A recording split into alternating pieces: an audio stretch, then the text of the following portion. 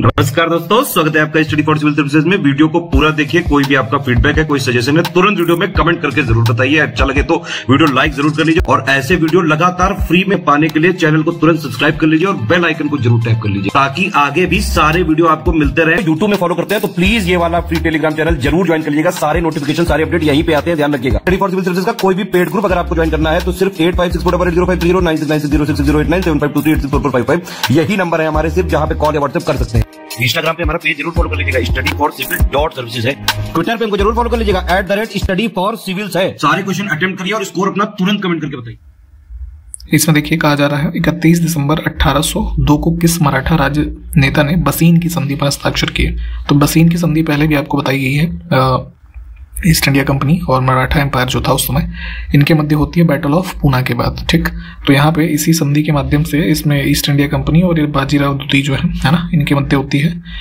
इसी के तहत देखेंगे तो सब्सिडरी अलायंस जो चला था उसके अंतर्गत ये जो मराठा एम्पायर है वो आ जाता है। ठीक, इसमें है अमारा नायक प्रणाली किस भारतीय राजनीतिक शासकों का एक प्रमुख राजनीतिक नवाचार था। तो जैसे दिल्ली सल्तनत में जो ये जैसा इक्तादारी सिस्टम वगैरह आप देखते हैं तो कुछ उसी से मिलता जुलता एक ये सिस्टम चलाया गया था हमारा नायक, ये विजयनगर एम्पायर में। ठीक, मिशन इंद्रधनुष के बारे में बताना है, इसका उद्देश्य क्या है। तो इसको चलाया गया था 2014 में। ठीक है, और बच्चों के जो संपूर्ण टीकाकरण है उससे संबंधित है ये।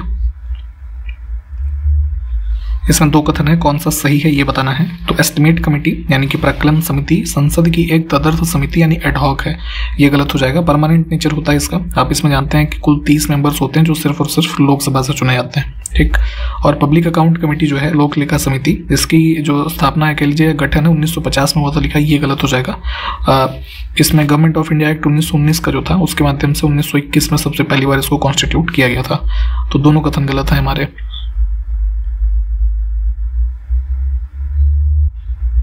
इसमें देखिए जुलाई 1946 में सृजित की गई कांग्रेस की विशेषज्ञ समिति के सदस्यों में कौन शामिल नहीं था, है ना। तो ये जो है जुलाई 46 में, है ना, इसको स्टैब्लिश किया गया था फॉर द पर्पज ऑफ, ऐसे समझिए कि जो कॉन्स्टिट्यूएंट असेंबली का मटेरियल क्या होगा, है ना, उसको प्रिपेयर करने के संबंध में। तो जवाहरलाल नेहरू इसमें जो है अध्यक्ष थे और भीमराव अम्बेडकर जो है इसमें नहीं थे, है ना। के मुंशी, हुमायूं कबीर, केटी शाह, के संथानम, DR गाडगिल, गोपाल स्वामी अयंगर, ये सब जो है इसमें मेंबर्स थे।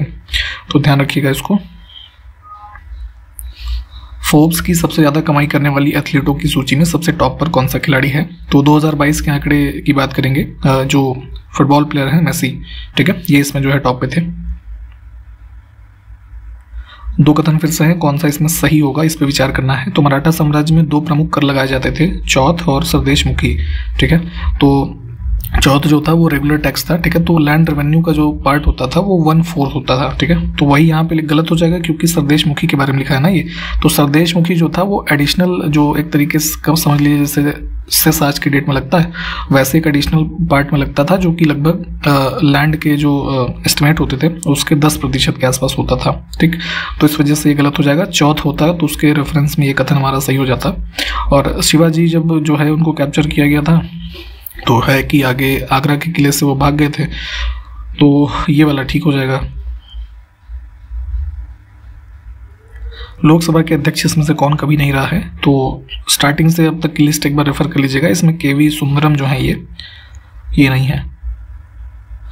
आगे देखें, अजंता केव्स के बारे में स्टेटमेंट है, उसको देखते हैं, सही वाला चुनेंगे। तो ये अजंता बुद्धिस्ट केव जानते हैं आप कि जो इनका बनाने का समय काल रहा गुप्ता पीरियड के आसपास का है। ठीक है, तो उसमें देखेंगे तो ज़्यादातर जो ये केव्स हैं जातक कथाओं से संबंधित हैं और इन गुफाओं को यूनेस्को की विश्व धरोहर की सूची जो है उसमें 1983 में शामिल किया गया। तो ये वाला भी ठीक है।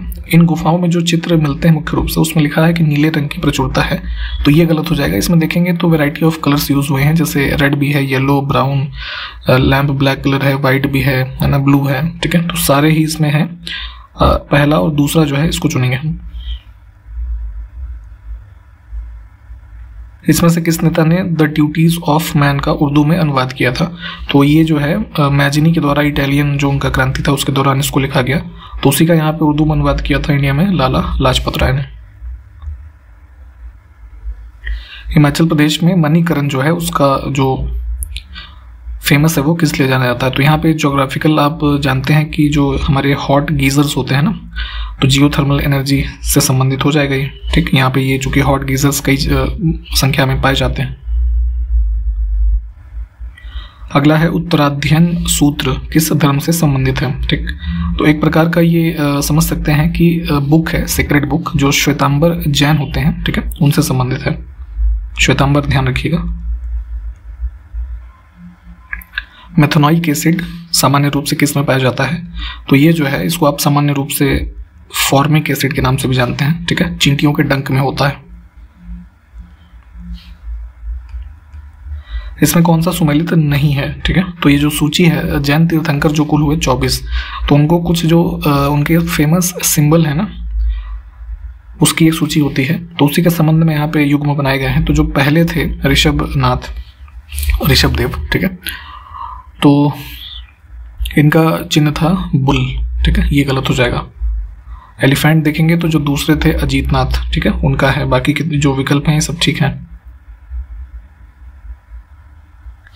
इसमें किस अनुच्छेद के तहत पंचायतों को संवैधानिक दर्जा दिया गया है? कॉन्स्टिट्यूशनल स्टेटस की बात करें तो आर्टिकल 243 से लेकर के 243 ओ के मध्य प्रावधान दिए गए हैं हमारे पार्ट 9 में। ठीक, 73rd अमेंडमेंट के द्वारा जो जोड़े गए। इसमें देखिए ISFR 2021 के अनुसार सही अवरोही क्रम चुनना है वन क्षेत्र जो राज्यों में है उसके संदर्भ में। तो मध्य प्रदेश हो जाएगा, फिर अरुणाचल प्रदेश, फिर छत्तीसगढ़, है ना। तो इसमें देख लेते हैं यहाँ पे नीचे कोड डी विकल्प हमारा जो है वो करेक्ट हो जाएगा। बाकियों को भी इसी के हिसाब से देख लीजिए। इसमें कौन सी अंतःस्रावी ग्रंथि जो है मनुष्यों में जोड़ी में यानी कि पेयर में दो जिनकी संख्या हो उसमें नहीं पाई जाती? तो इसमें हो जाएगा पिट्यूटरी ग्लैंड, है ना। आपके जो देखते हैं हाइपोथैलेमस पार्ट है उसमें देखेंगे मटर के दाने के साइज का इसका आकार होता है। ठीक, मास्टर ग्लैंड की संज्ञा भी इसको दी जाती है, ये टर्म भी ध्यान रखिएगा। तो ये ऑड हो जाएगा इसमें।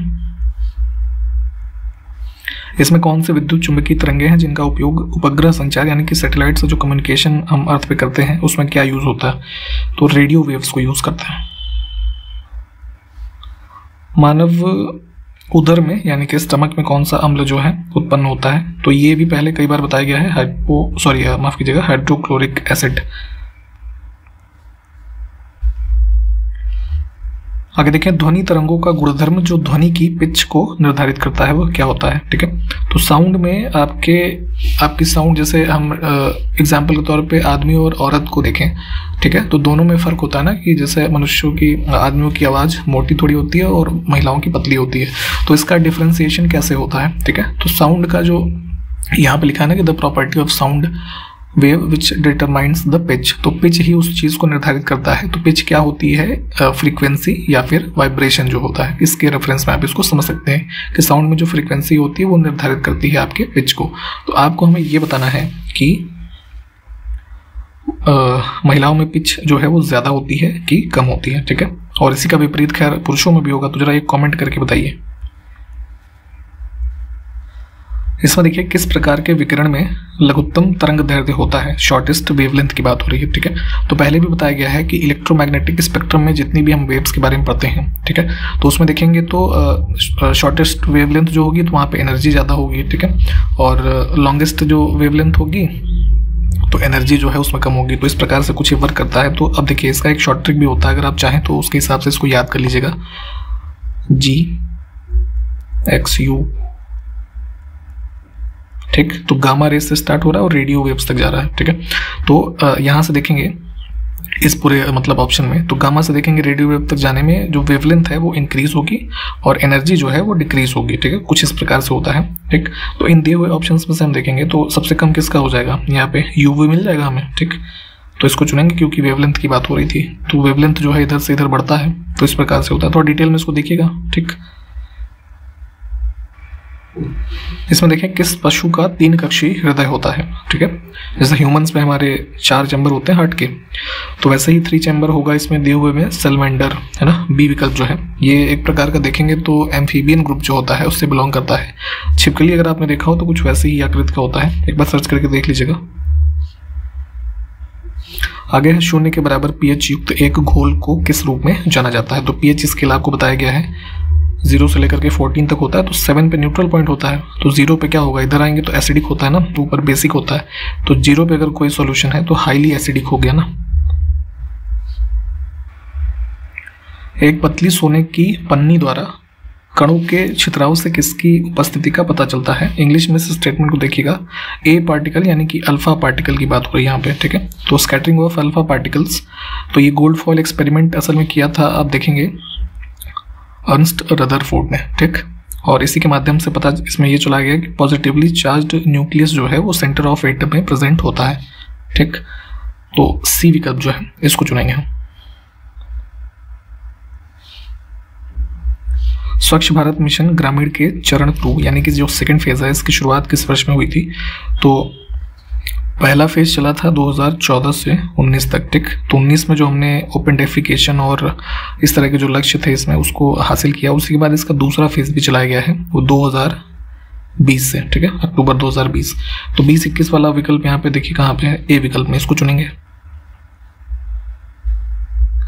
आगे देखें, अल्फा जो पार्टिकल्स होते हैं, अल्फा कण किसके द्विआवेशित आयन होते हैं। तो अल्फा पार्टिकल की अगर आप डेफिनेशन देखने जाएंगे तो होता क्या है कि अल्फा पार्टिकल्स में 2 प्रोटॉन होते हैं, 2 न्यूट्रॉन, ठीक। और हीलियम के ये डबली चार्ज आयन होते हैं। तो यही बताना था इसमें, थोड़ा चाहे तो डिटेल में भी इसको देख लीजिएगा। इसमें देखिए कौन सी प्रक्रिया एक धन विधेयक है ना, मनी बिल अपनाएगा, जिसे लोकसभा द्वारा पारित किया गया है लेकिन राज्यसभा के द्वारा संशोधित किया गया है। तो मनी बिल में विशेषाधिकार प्राप्त है लोकसभा को, क्योंकि इसको वहीं पे इंट्रोड्यूस किया जा सकता है, और राज्यसभा को इसमें बस थोड़ा सा कुछ जो है सजेशन के तौर पे अमेंडमेंट करने की जो है पावर है, ठीक है। अब लोकसभा इसमें डीम्ड नहीं है कि वो उसको माने। तो अगर मान लीजिए राज्यसभा कुछ ऐसे संशोधन बता करके इसको भेजती है तो धन विधेयक जो है अगर उसमें संशोधन चाहे लोकसभा द्वारा दोबारा किया जाए या ना किया जाए फिर भी उसको पास माना जाएगा, ठीक है। और चाहे तो संशोधन भी कर सकती है दोबारा से, ठीक है। तो उसी के बारे में पूछा जा रहा था, इसको थोड़ा डिटेल में पढ़िएगा, ये इंपॉर्टेंट होता है मेंस एग्जामिनेशन में खास करके। बी विकल्प को चुनेंगे हम।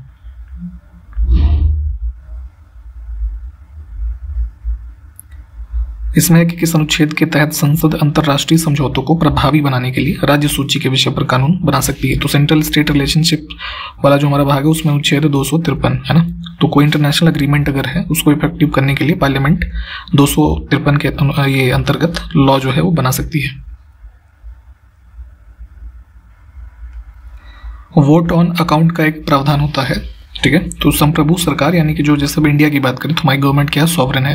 तो वोट ऑन अकाउंट जो है ये प्रावधान सॉवरेन गवर्नमेंट को क्या करने का अधिकार देता है या अनुमति देता है। तो यूजुअली आप देखेंगे जैसे इस साल बजट आ गया, अब अगले साल जो है वोट ऑन अकाउंट लाया जाएगा क्योंकि इलेक्शन होने हैं, ठीक है।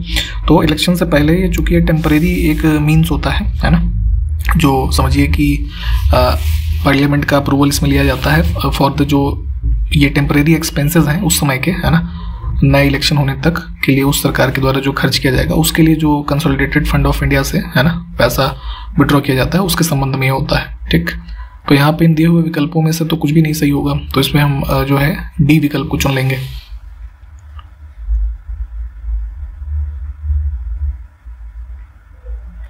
इसमें है राज्यसभा के जो सदस्य होते हैं इसमें से किस समिति से संबद्ध नहीं हो सकते, ठीक।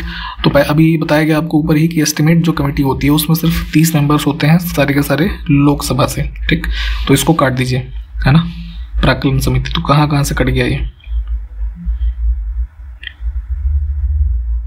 नहीं, हाँ मतलब तो सिर्फ जो है चूंकि देखिए लोक लेखा समिति से इसमें लोग होते हैं, पब्लिक एंटरप्राइजेज में होते हैं, तो इसमें नहीं होते एस्टिमेट कमेटी में, तो यही ऑड होगा केवल दूसरा।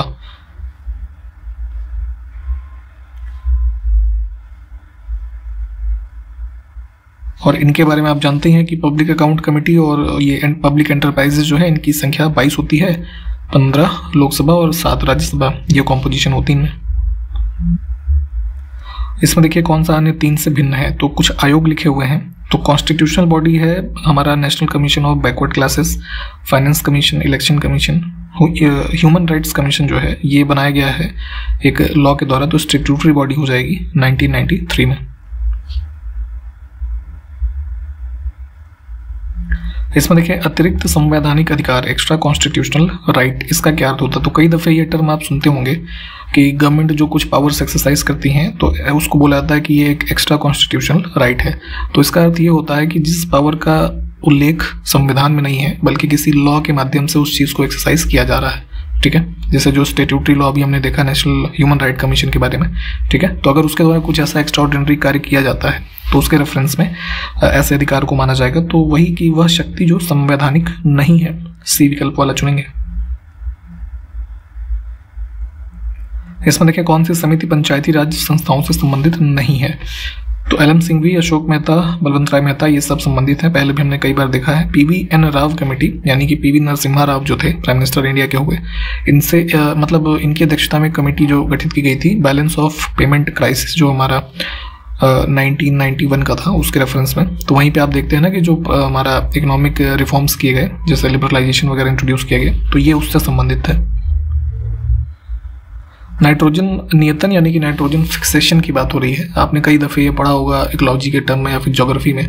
तो किन किन प्रक्रियाओं से ये चीज़ें है ना हमारा नाइट्रोजन फिक्सेशन होता है? तो मनुष्यों के द्वारा औद्योगिक प्रक्रियाओं का उपयोग करने से, और जो वायुमंडलीय घटना है जैसे बिजली चमकती है ना बारिश के दिनों में, गड़गड़ाहट होती है, तो इससे भी नाइट्रोजन का एटमॉस्फेरिक जो हमारा नाइट्रोजन है उसका फिक्सेशन होता है।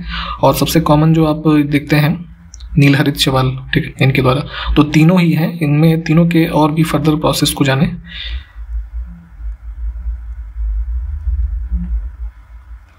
इसमें है कि किस घटना के कारण उगता और डूबता हुआ सूर्य का जो रंग है वो लाल कलर का हमें यानी रेड दिखाई देता है।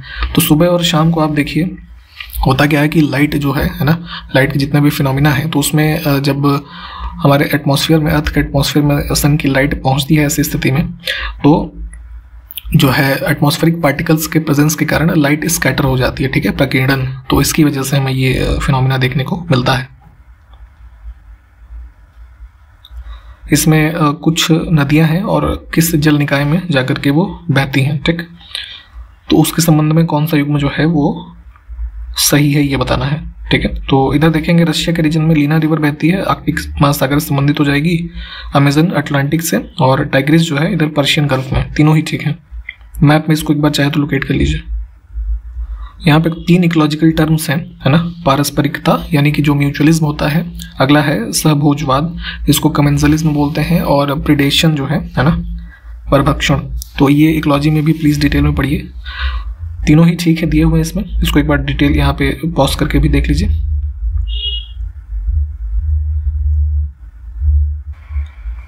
इसमें पृथ्वी शिखर सम्मेलन के बारे में कौन सा कथन सही है? अर्थ समिट 1992, ठीक है। तो रियो शिखर सम्मेलन के रूप में भी जाता है क्योंकि रियो डी जेनेरियो ब्राजील में हुआ था और यूएन के अंतर्गत हुआ था। और पहली बार यहाँ पे जो ये पर्यावरण के मुद्दे हैं राजनीतिक स्तर पर, इनको मजबूती से जो है कंसोलिडेट किया गया। तो तीनों ही ठीक है।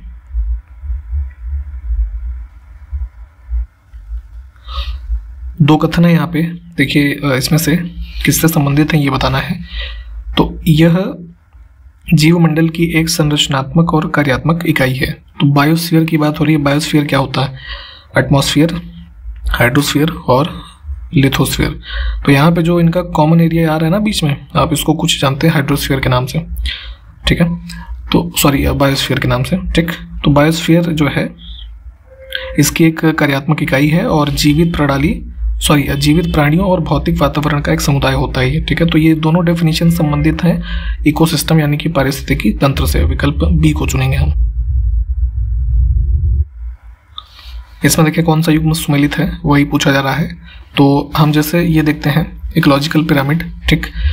तो सबसे बेसिक क्या है? ऑटोट्रॉफ्स होते हैं, ठीक है, प्रोड्यूसर्स जो होते हैं, उत्पादक जैसे घास वगैरह, ठीक। तो सबसे प्राइमरी लेवल पे ये होता है। तो उत्पादक स्वपोषी यानी कि ये खुद अपना फूड जो बनाते हैं फोटोसिंथेसिस और इस तरह की चीज़ों से। अब इसके ऊपर की जो हमारी लेयर होती है ना, तो प्राथमिक उपभोक्ता जो इनको खाते हैं, जैसे कि खरगोश वगैरह हो गया, है ना, इस तरह के जो जीव हैं। तो प्राइमरी प्रोड्यूसर इनको कहा जाता है, शाकाहारी होते हैं क्योंकि इनका जो फूड का डिपेंडेंसी है वो इस पे ऑटोट्रॉफ्स पे ही है। फिर इनके ऊपर की जो लेयर होती है, ठीक है, सेकेंडरी कंज्यूमर की, तो वो जो ऐसे जीव जो यहाँ पे प्राइमरी वालों को खाते हैं, ठीक है, तो ये हो जाते हैं कार्निवोर यानी कि मांसाहारी, ठीक। तो तीनों ही ठीक होंगे हमारे, वही लिखा हुआ था।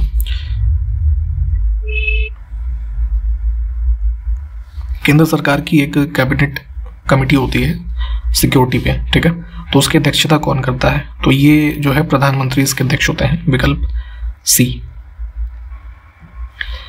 2 कथन है, सही को चुनना है। तो पारिस्थितिकी संतुलन है ना, इकोलॉजिकल बैलेंस की बात हो रही है। तो इकोलॉजिकल बैलेंस का अर्थ ये होता है कि जो बायोटिक और एबायोटिक है ना, जैविक और अजैविक कारक होते हैं, उनके मध्य संतुलन बना रहेगा, ठीक है। एक ज़्यादा होगा एक कम होगा तो बैलेंस बराबर नहीं होगा, ठीक। और वही है आगे दूसरा कि पारिस्थितिकी तंत्र जो स्थिर रहने के लिए इसका संतुलन महत्वपूर्ण है। तो ऑब्वियस सी बात है, कोई भी हमारा जो है इकोसिस्टम है उसको स्टेबल होने के लिए ये बैलेंस ज़रूरी है। तो दोनों ही कथन हमारे जो है वो ठीक हैं। राष्ट्रीय वन आयोग की स्थापना केंद्र सरकार के द्वारा वर्ष 2003 में की गई थी। तो इसका उद्देश्य क्या था हमको ये बताना है। पहला है कि भारत के वनों और वन्य जीवों की दीर्घकालिक बेहतरी, तो long term betterment forest, wild life और जो भी एसोसिएटेड चीज़ें होती हैं उसके लिए। और दूसरा है कि जो हमारे नेशनल कमिटमेंट है, ठीक है, इकोलॉजिकल बैलेंस के लिए है ना, इकोलॉजिकल सिक्योरिटी के लिए, उसको जो है कंटिन्यू किया जाए। और उसके बारे में कई सारे रिकमेंडेशन इन्होंने जो बोर्ड ऑफ वाइल्ड लाइफ है उसको दिए थे। तो दोनों कथन जो है वो ठीक है।